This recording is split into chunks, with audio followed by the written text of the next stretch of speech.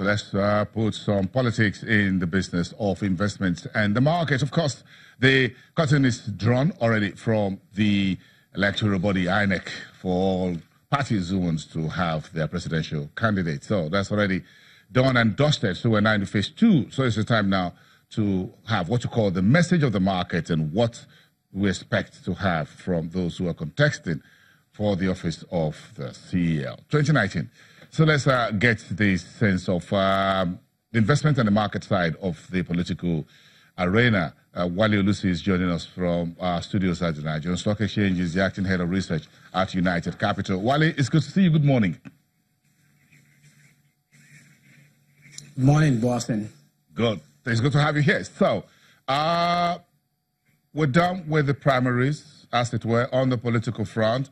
Now we have those who are angling to be the next CEO, that is the office of the president. What's the thinking at United Capital between you and your team on those who have showed their hands as interested in that office leading us to the next dispensation? Well, our initial reaction on Monday, following the conclusion of all the primaries, as well as all the new names that we've seen, jumping out to say they want to take the office of the CEO, just like you said, of Nigeria INC, if you allow me to put it that way, was the fact that, yes, now we know those who are trying to take that office. We know who is flying the flag for the PDP, for APC, as well as, all the so many other new names, especially the likes of Dr. Chris Moghalu, Mrs.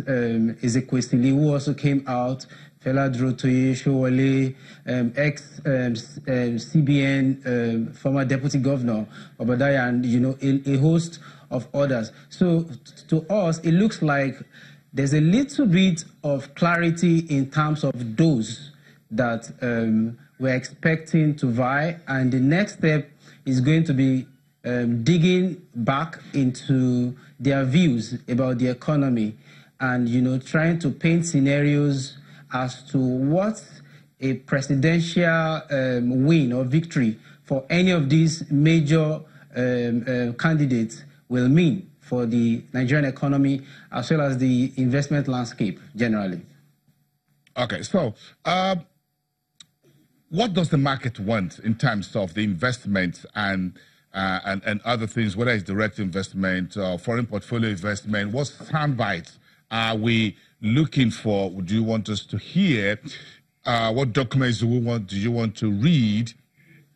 And is it about the political parties, the size of the political parties, or the individuals who are involved? Like you rightly said, now, this is the first time, I think, in the country's history that two former deputy governors of the Central Bank of Nigeria are contesting on two different political platforms to run for the office of the president.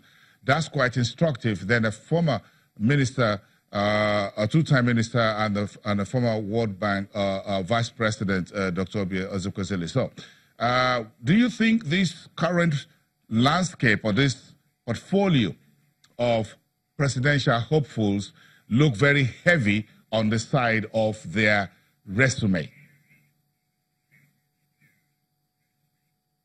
Wow, an interesting question, Boston. Unlike the 2015 election, if I can start with, where, if you will agree with me, the major issue then was security and, of course, corruption. And the ruling party of the day, they campaigned majorly on 3 planks, and it was corruption, security, and economy. But this time around, it looks like, the thinking is moving away from all these other issues to just one, and it is the state of the economy. And that has also shaped the number of people that we've seen coming out to say they want to be the CEO of Nigeria INC. And just like you said, 2 deputy governors of the CBN, a former World Bank, Dr. Obi Ezekwesili, and a host of others also coming in with impressive CVs. But for the market, I think what the market is really interested in, both domestic and the foreign players, is that beyond the political risk that, are clearly temporary, there are a lot of structural issues that the market will want to test these candidates for to see the way forward for Nigeria. For example, the much touted diversifying the revenue base as well as the economy of Nigeria. I mean, we are going to be asking a lot of questions as to what exactly are we doing apart from depending on oil. What is the future of the Nigerian manufacturing sector? I'll give you an example. Between 2009 and 2007, we had a lot of interesting developments in Nigeria. That was the period that saw, the kind of development we saw in the telecom industry, the recapitalization of the banking industry, the PENCOM Act, the beginning of the reform, even in the power sector, and a host of other reforms that shaped the market as well as the economy. And if you agree with me, Nigeria was at the forefront of the African rising narrative between this period. But what have we seen between 2010 and now? Not that Africa alone has cooled down in terms of the momentum of growth, but that cool down have been broadly driven by Nigeria. And from 2014 till date, we've been reporting very, very shy numbers in terms of GDP growth. And we even entered into a recession in 2016. So going forward, the market is interested in seeing the kind of bold reform that we want to put forward in the power sector, where, gas and gas infrastructure remain a huge headache, where discos are still, the operation is still highly opaque, where we still have a lot of, metering issue. We want to see how this conundrum will be resolved. Now, for example, if you can resolve the power sector conundrum, we expect this, for example, to open up a lot of market opportunities across the value chain in the power sector. We are seeing expectation that if these operators become viable, some of them can come out to list, some of them can come out to raise bond and so on. We're also thinking about, what is Nigeria going to do with, the strength of our diaspora. We've seen a lot of brain drain, in recent time.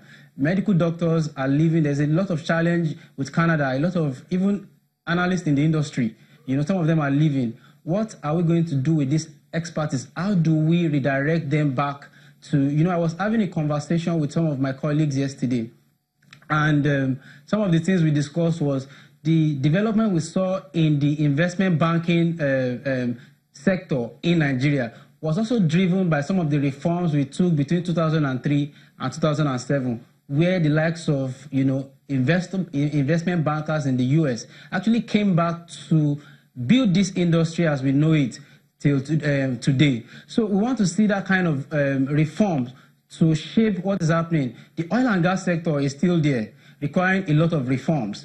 We want to know the future of the NNPC. Are we going to list the NNPC or not? What about system inefficiencies? The market is interested in seeing how we, make our system work so that we don't depend on individuals. Nigeria still have one of the least tax to GDP ratio in the world. All of these issues are some of the critical issues that the market will be testing the manifestos of many of these candidates for, so that we will know whether, there's really a future for this economy. Whoever wins, I think the economy is going to be critical. Nigeria has the potential to do above 6% GDP growth. But at the moment, all the major institutions in the world are forecasting less than 3% GDP growth for the economy up until 2020.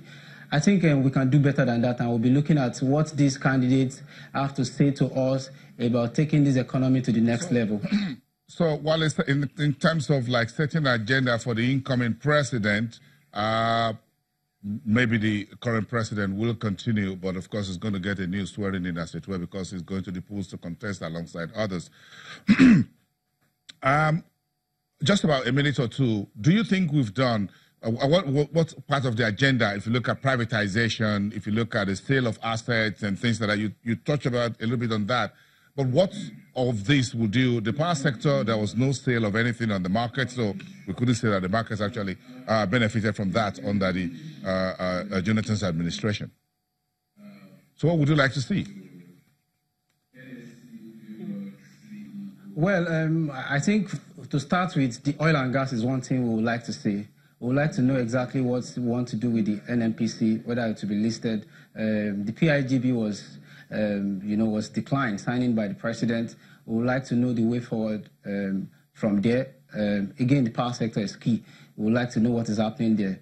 Then maybe we should look at the banking sector also and see, what other thing we can do to make some of the operators, more viable. Some of the tier 2 banks are clearly not as competitive as their tier 1 counterparts. What other reforms can we see to drive market activities in this area? I think we like what's happening in the pension industry. The asset under management is really growing real fast, and that's positive for the market. But as you are creating demand in the pension industry, we also want to see supply created with reforms in the real economy. I think that's basically what we are really interested in from our own side of things. Thank you very much. Wale Olusi, Acting Head of Research at United Capital. Thank you very much for your time.